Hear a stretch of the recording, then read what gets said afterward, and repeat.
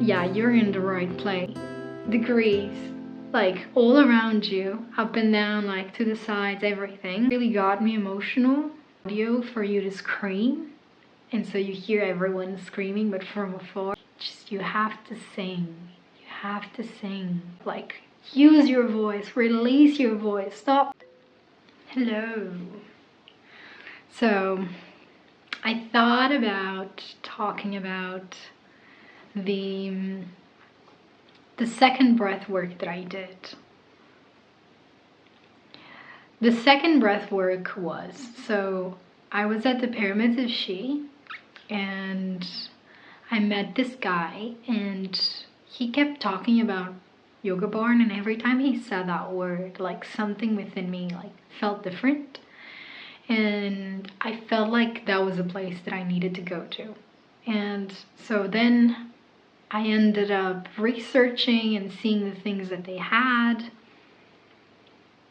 And there was one thing that felt, out of all of them, the only one that felt really interesting to me was 9D breathwork. Something along these lines. And I was like, what does that mean? What is that?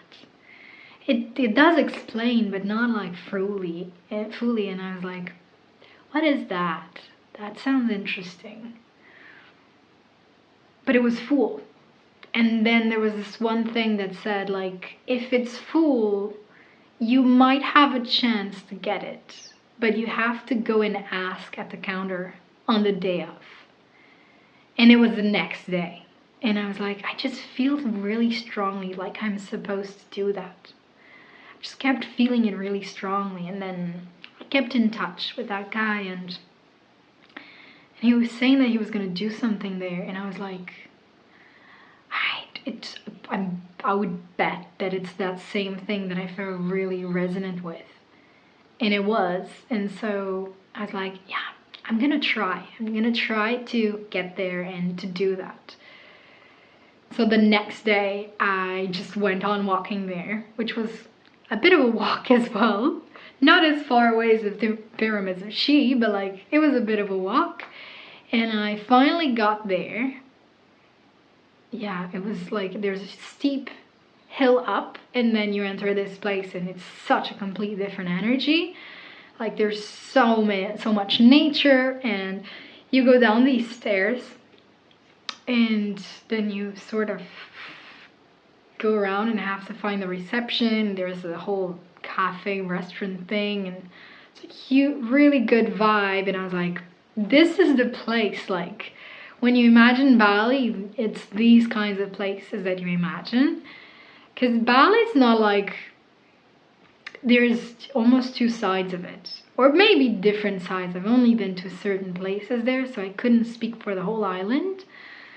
But there's like this whole nature, kind of modern kind of vibe.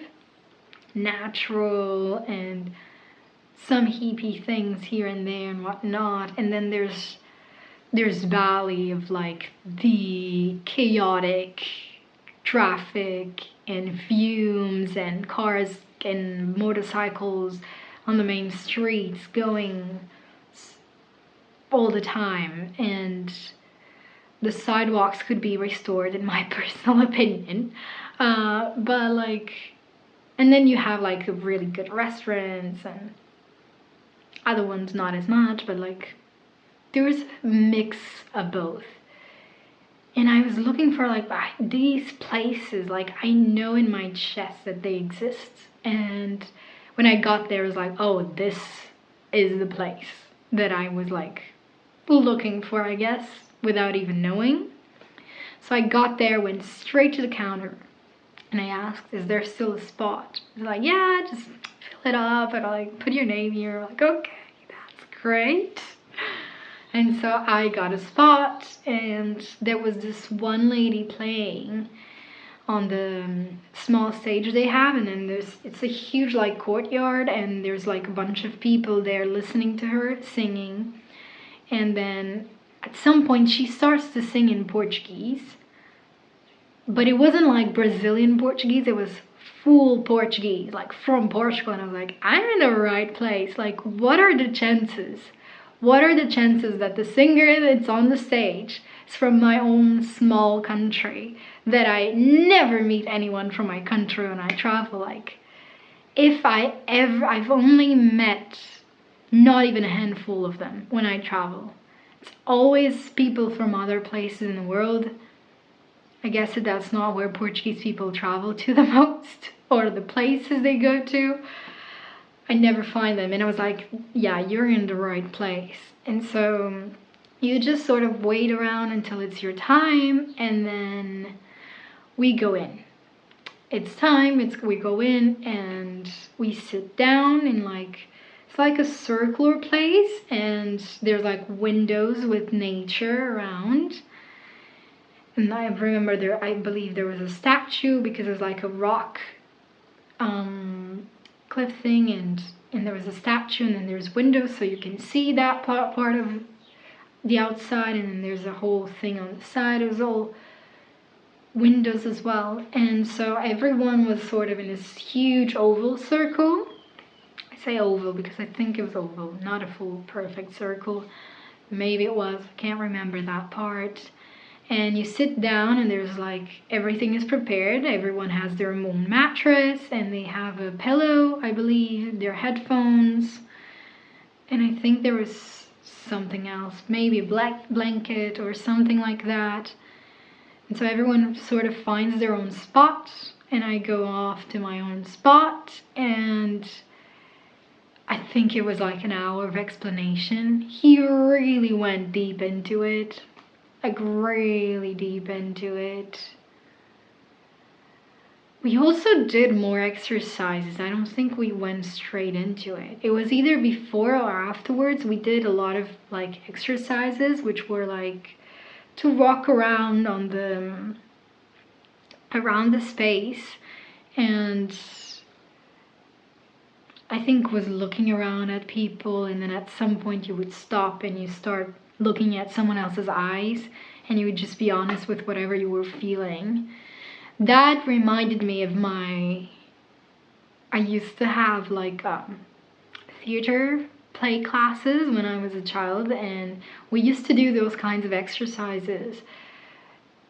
Yeah, it reminded me of that, and then that was fun. I think it made everyone a bit more at ease and comfortable with everyone in the room. And then you eventually sit down and you put your headphones in, and it's like the people who are leading it, like their main role was like that hour of preparation and the exercises, and then once you get into that stage, all that they do, usually the person who's the teacher role usually just goes around and sees who needs it, and maybe touches like in certain pressure points, or puts your shoulders in the right position. It's just things like that. If you're going through something challenging, they sort of help you out and tell you if you should breathe slower or faster. You put your headphones in, and you put the thing on the eyes as well. They always have something to put in the eyes, and you start to go through it. So the 9D part means that with the headphones in, you don't really hear much, if anything, of the outside world, and you're just in your own bubble, and the sound goes 360 degrees, like all around you, up and down, like to the sides, everything. And in the sound, it's music, and it's like guidance. Basically, they guide you through it. They guide you through the breath you should do during this period of time or that period of time, and then you listen to music, and sometimes they guide you through like a journey itself. So it took me a lot longer to get into that profound state in that one, because it didn't have as much of the breath work as the other one that I had done. With the breath work, I get to that place in a state of being like way faster. In this case, I didn't as fast. It was like a gradual process until my mind stopped thinking too much of controlling things, and then to get into that state. And then I eventually got to that stage. There was one song that they played, that song always touches me. There's one part in the journey that from what I can recall, that was about a child, your inner child. And it was like, so I imagined my own self as a child. I've done exercises like this before, so I just did that, and that really got me emotional. And then there was one part where they would say in the audio for you to scream. And so you hear everyone screaming, but from afar, and you hear yourself screaming more than anyone else. You don't really feel, at least I didn't feel any shame in it. Usually when I'm in those things, I don't. And so I screamed. And my voice got into this one tone that I don't know if I've ever gotten into. It was so profound and so high. And I've never let myself release that much of my voice, or at least for so many years that I can't even remember if I did before, other than when I was a child. But even then, I don't know if I ever did. And that felt really releasing. And I did a second one. And in that, basically that whole journey and the screaming part, there was another part where we could scream, and I screamed again and my voice went up to that place again. That was like a huge release, because all I could hear in that second was sing. Just, you have to sing, you have to sing, you have to sing. And it was like this huge release of like, just voice yourself, like use your voice, release your voice, stop holding yourself back in your voice, just talk, just sing, no shame, let it be. And so that was pretty much what was the most profound initiation that I felt in that experience. It was just a release of my voice, and of speaking my truth, and of singing, and of not being afraid anymore. There's something about being witnessed in your expression that brings forth a different kind of experience. You could be by yourself in the middle of the desert, there is no one around, and you scream at the top of your lungs, and it is a huge release. But imagine you're in the exact same place in the middle of the desert, there's nothing around, it's just you, but there's one other person next to you.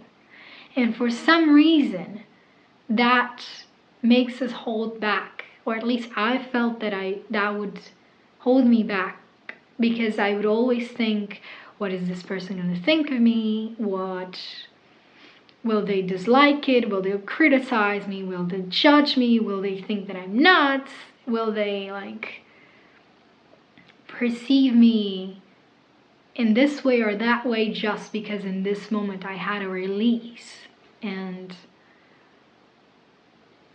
in that experience with the room full of people, and I knew you could kind of hear other people, but you're like, everything's closed, so you have no idea who's screaming or whatever it might be, other than the teacher people, the people who are serving that role. Like,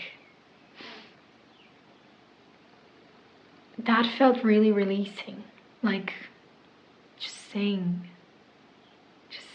And some of my top favorite songs that I usually don't even share with anyone, because I like to keep them to myself and listen by myself, those were in the audio. Both in both of them. The one that I did in the pyramids and the one in Yoga Barn. And that really touched me in a different way.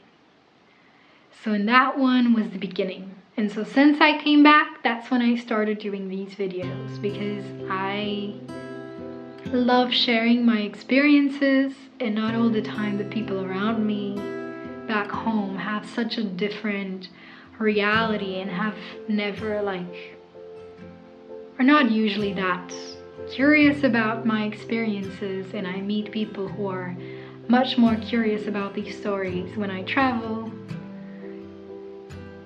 And I just felt like I need outlets of expression, and this is one that I thought about doing for quite a long time. So I just decided to start off. So if anything else, it's a way of telling my stories and using my voice and sharing it without being ashamed or scared of being judged by other people. We're all doing our best in life. We're all just going along with our own heart's guidance and figuring out as we go along a way to live that is authentic to our soul, and that's all that I'm trying to do. Not trying, that's all that I'm doing. And it might not be perfect, and it might be extremely raw, but it is honest, and it would be anything that I would share with someone right here in front of me, next to me, if they were willing to listen to my stories. So this is one of the stories of the many that I have from my trips, and thank you for anyone that would watch this all the way to the end and would be interested in my story, of my experience, of reality, and goodbye.